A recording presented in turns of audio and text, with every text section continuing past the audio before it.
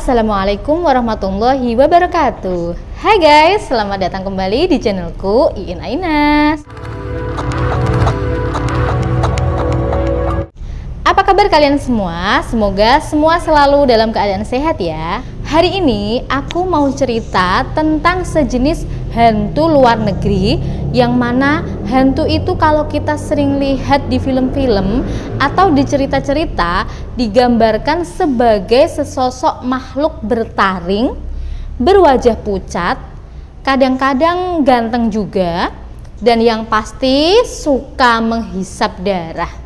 Yap, apalagi kalau bukan Dracula. Selama ini, Dracula dianggap hanya sebagai cerita karangan saja yang didramatisir untuk kepentingan komersil. Namun faktanya, sosok Dracula ini sebenarnya memang benar-benar ada. Nama asli Dracula adalah Vlad Tepes atau disebut juga Vlad III.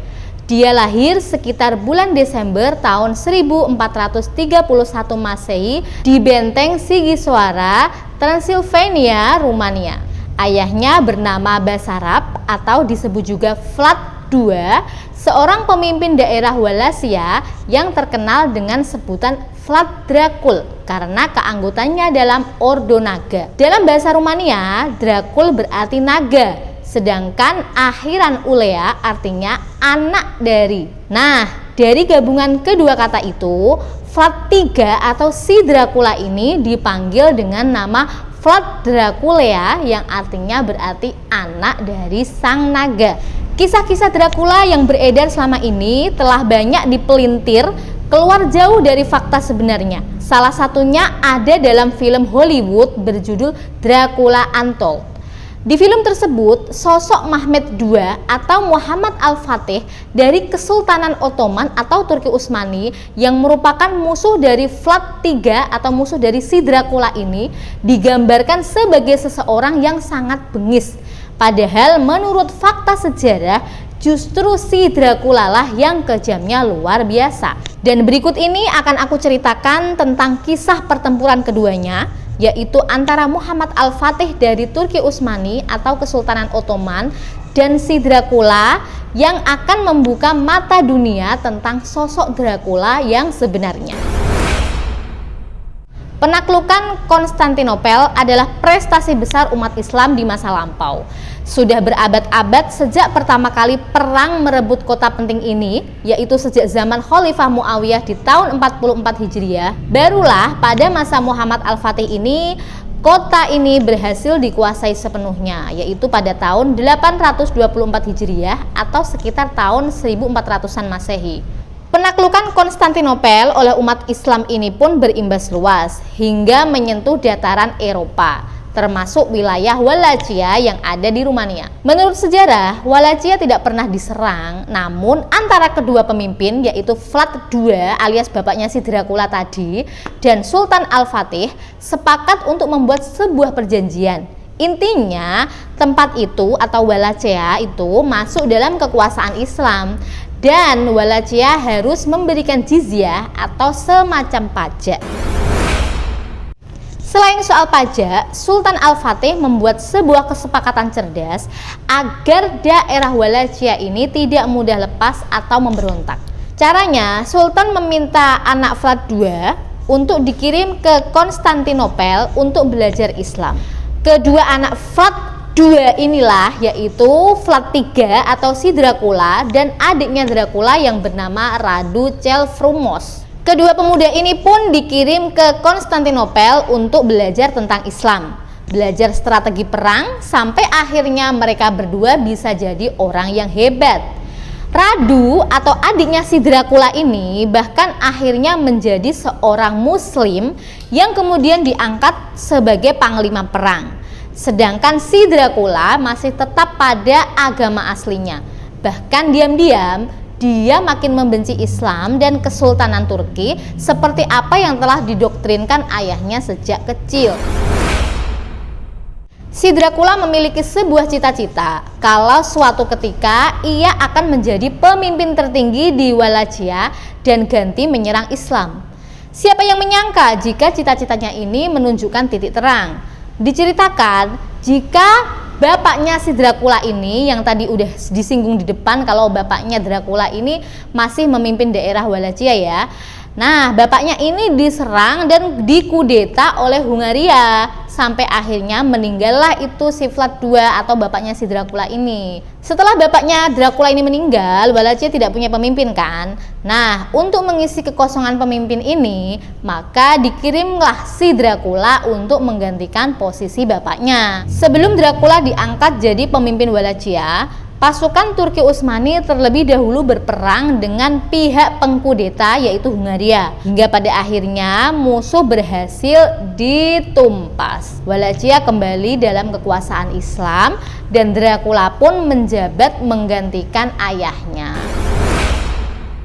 Bukannya berterima kasih karena sudah dibantu menyingkirkan musuh, Dracula ini justru punya rencana jahat untuk menghancurkan balik umat Islam. Singkat cerita, setelah Dracula menjabat, disinilah Dracula mulai berkhianat. Sisa-sisa prajurit Turki yang ikut berperang bersamanya disekap berhari-hari di ruang bawah tanah. Lalu dalam keadaan telanjang bulat diaraklah itu prajurit Turki oleh Dracula menuju pinggir kota untuk dieksekusi. Hypatia Neachna dalam bukunya yang berjudul Dracula, Pembantai Umat Islam dalam Perang Salib, menceritakan beberapa penyiksaan keji yang dilakukan Dracula terhadap umat Islam.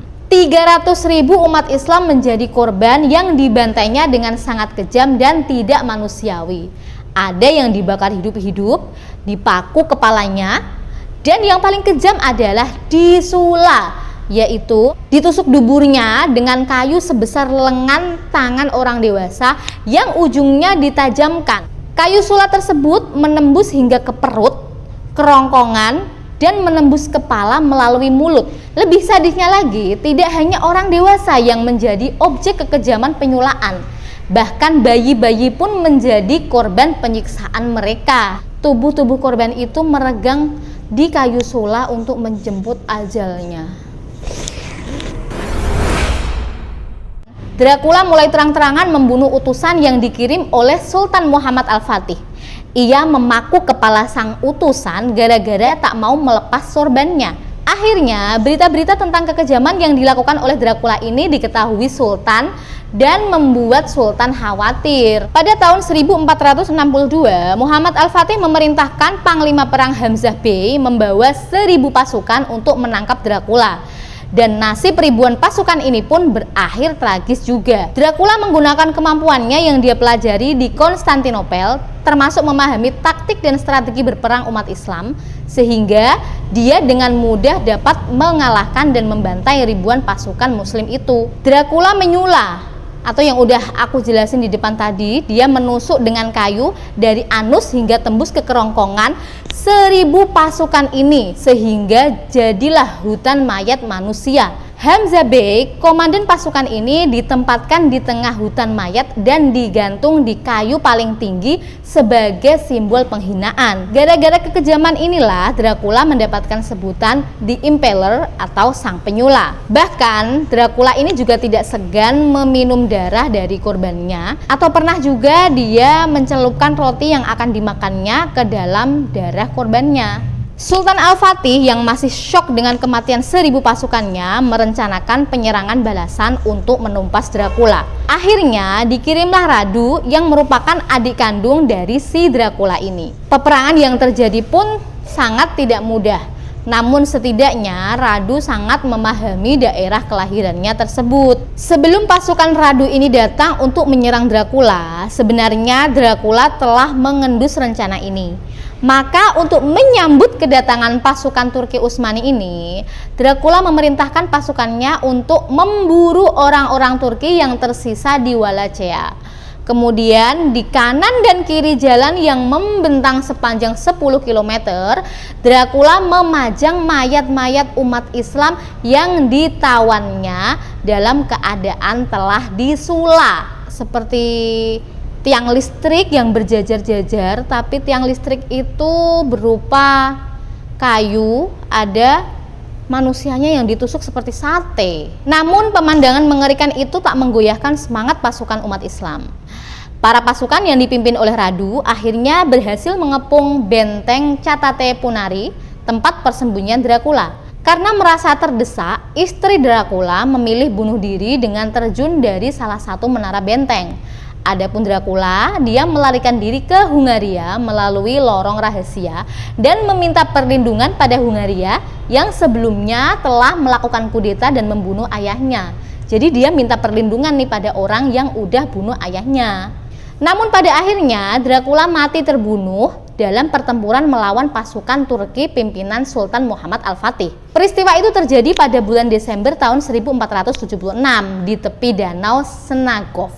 Kepala Dracula dipenggal, kemudian kepalanya dibawa ke Konstantinopel untuk dipertunjukkan pada rakyat Turki. Sedangkan badannya dikuburkan di biara Snagov oleh para biarawan. Jadi kepalanya dikubur di sana, badannya dikubur di sini.